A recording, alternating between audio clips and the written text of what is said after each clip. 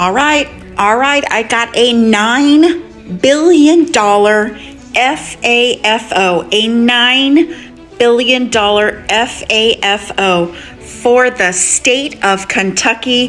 Come on forward, everyone. Listen to this. At Michter's Distillery in Louisville, iconic Kentucky bourbon is distilled, aged, bottled, and shipped to more than 80 countries. Their largest foreign market, Canada, where most provinces are now defiantly pulling American liquor from store shelves. It's definitely caused a hit to our business. Andrea Wilson is Michter's chief operating officer. Orders have been canceled. That's the reality of it. Already orders have been canceled. Yes, we have $115,000 of product sitting. That product is just sitting here in Michter's warehouse with Canada-specific labels on these bottles in English and in French. They don't know what to do with this, and if nothing changes, they fear their losses will grow. Yes, Kentucky is a red state. Yes, Kentucky voted for Donald Trump. This is a $9 billion FAFO. Hey, you all remember when these tariff wars were first kicking off and Trump was running his mouth off about Canada being the 51st state and making all these threats? And in retaliation against these threats, Canadian liquor stores pulled American products off their shelves, including Kentucky whiskey and Kentucky bourbon. And I seem to distinctly remember how a CEO was downplaying the importance and the significance of this by saying it was more or less not a big deal and that they'll be fine. Well, guess what's happening? The headline says it all. Someone cue the sad trombone. Did you hear about this? A perfect storm just crushed Kentucky's $9 billion whiskey industry. Here's what's going on. In the last 8 months, 3 major distilleries filed for bankruptcy. 23,000 jobs gone. Why? Well, first, Gen Z. They're not drinking as much as they used to. They prefer weed over whiskey. Second, the European nation slapped massive tariffs on U.S. whiskey. At the same time, producers flooded the market betting that a boom would last forever, but it didn't. It tanked. In Canada, that was the final nail in the coffin. They hit U.S. whiskey with a 25% tariff, then pulled it off their shelves completely in retaliation against Trump's trade war. Now we have a 200-year-old American tradition that is circling the drain. What do you think? Can U.S. whiskey be saved? And if so, how? Drop your thoughts and hit the follow button to stay in the loop. Kentucky went full MAGA, and now its 9 billion whiskey empire is flat on its face. Tariffs pushed by Trump sparked a trade war with Canada, who is their biggest customer. And in retaliation, Canada imposed retaliatory tariffs, on Kentucky whiskey. And now Kentucky distilleries are collapsing into bankruptcy. Nobody saw this coming, but a lot of people tried to warn you all, but you did not listen. This is where a lot of Dems actually say we told you so, because we are talking about thousands of jobs gone, millions in shipment cancelled, and warehouses stuffed with bourbon that nobody's buying. Exactly what you voted for.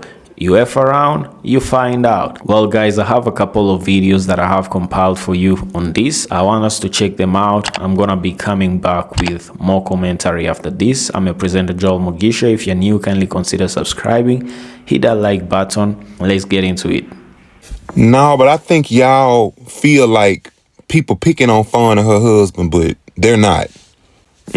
And you being a financial broker should know this. You should already recognize these red flags. I know you know. You gotta know if you're a financial person. Let's go over to Kentucky, to the whiskey industry, and I'm gonna show y'all, in my opinion, why this isn't about race or anything like that. As you see here, the man with the dead hand won Kentucky in a major way. And we know that elections have consequences. Now, this is red county land, red MAGA land, white Kentucky. I'm just saying it's more white than it is black, I believe. So you have Luca Mariano Whiskey Distillery that filed bankruptcy. They didn't pay their bills either. This ain't a black and white issue, y'all. I'm just gonna tell you. This is their district. This is Boyle County. Bankruptcy. First company. Next up is Garrett Distillery. Bankruptcy. This ain't no black area now. This is how they voted for him. Elections have consequences. This is not a race issue. I know people think it is, but it's really not. And finally, we have the Whiskey House in Elizabethtown, Kentucky. Let me show you their district. I believe this is their district. Hardin, I think that's it. And from a numbers perspective, you have to streamline what you're doing, stick to the budget, and do right. Don't overexert yourself. It ain't just, it's a lot of people that's filing bankruptcy. So if you know these people filing bankruptcy, I would do the right thing so I wouldn't file bankruptcy. I'm not saying they gonna file bankruptcy, but, I know a lot of y'all want to make it about a black issue and they trying to destroy black people, but the white folks going out of business quicker than the blacks. This is a character issue. Multiple Kentucky whiskey distilleries are filing for bankruptcy. I find this so sad, okay? I'm not in the business of alcohol, but I do find this really sad because it feels like it didn't have to happen. I know that Canada, is one of their biggest clients. They used to sell a lot of their whiskey and I think other stuff, bourbon or whatever, products to Canada.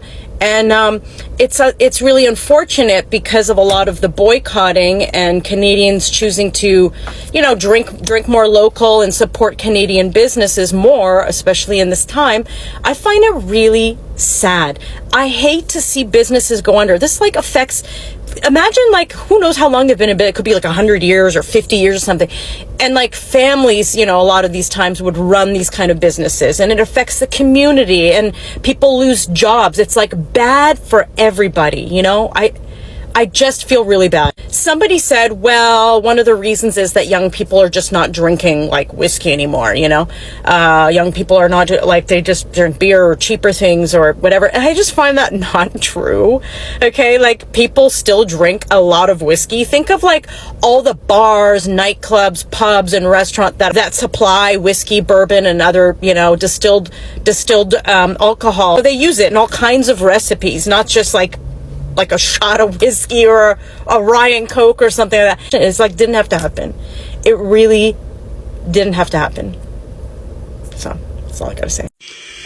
Kentucky's $9 billion whiskey industry in crisis as Gen Z drinkers shun bourbon and the tariffs, this is the important part, takes their tolls.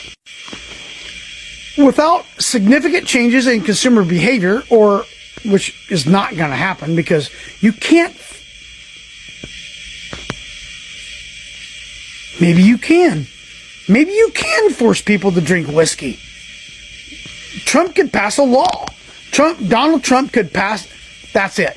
Donald Trump needs to pass a law and force children in schools to start drinking whiskey for lunch. Instead of milk, you get whiskey, you get bourbon, you get Kentucky bourbon in schools, public schools. I think I'm onto something. Oh, fuck me. Where was I going with this?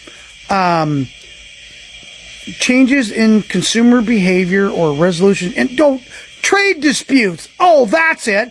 That was the point. Donald Trump's tariffs have fucked bourbon producers in Kentucky.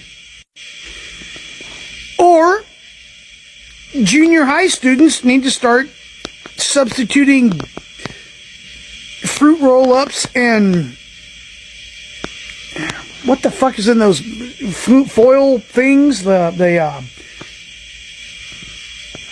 need to substitute Powerade with Kentucky bourbon. Fucking morons.